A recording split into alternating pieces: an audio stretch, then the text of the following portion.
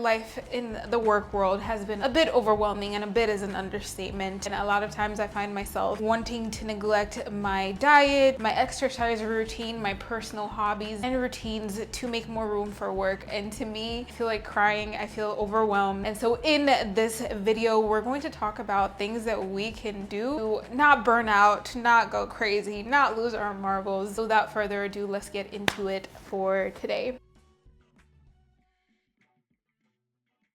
If something is wrong within our personal life, like someone dies, for example, that's obviously going to affect the quality of work that we produce. Same way, if we're neglecting our health and not eating correctly, then that affects our work. One thing that has been personally saving my life is paying attention to daily habits. Regardless of what happens, I have this goal of eating one fruit, one vegetable, one water bottle, and then working out 3 times a week. Whenever I feel like healthy goals are threatened, think about what is threatening them. The pressures that I'm putting on myself, or these unrealistic goals that I have, or atomic habits. The book talks about the difference between outcome-oriented goals and habit-oriented goals. An outcome-oriented goal is someone saying they want 6-pack abs, they starve themselves, and they spend 6 out of 7 days working out, lifting weights, and suddenly they have their 6-pack abs. As soon as that goal is hit, so they stop going to the gym, they stop eating the way that they used to, they gain the weight back, they go back to their original self. Habit-oriented thinking is sort of the person that says, I want to become a writer. I'm gonna take the time to spend 30 minutes,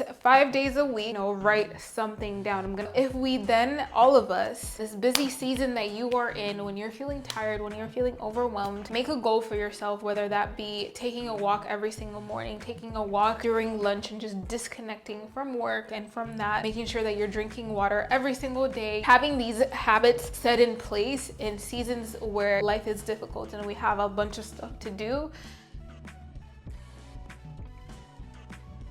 The next tip is inspired by Easter season, as well as 2 scientists, Nikola Tesla and Charles Darwin. Nikola Tesla, which was an inventor in the 1880s. And then when we think about Charles Darwin, if you took a biology class in high school or college, you probably heard of him, and one of the fathers of biology to this day. Something that both Nikola Tesla and Charles Darwin had in common is solitude and taking long walks. Nikola Tesla credited some of his scientific breakthroughs, things that he discovered while taking a walk. Similarly, in the mid-1800s, Charles Darwin lived in his England home, and he had this path near his home where he liked to go on sand walks. Essentially, it was a gravel path that whenever he needed to have some thinking done, and essentially what these 2 people have in common is that they like to be in solitude, they like to think, and they like to do it while walking. So a lot of times we think that we have a job that requires that we need to think, trying to solve or get through a problem in our lives, whether that's a homework problem, whether that's a life-related problem, family issues, and we stay in the same place and we sit down on the couch and we try to figure it out, or we sit down at our desk and we try to figure it out. But sometimes we need to leave the shell and disconnect. Something that helps us to do it is solitude, going on long walks. For me, this Easter, it meant disconnecting from social media and the internet and replacing them with a walk and solitude, and this has been helping me not feel so overwhelmed with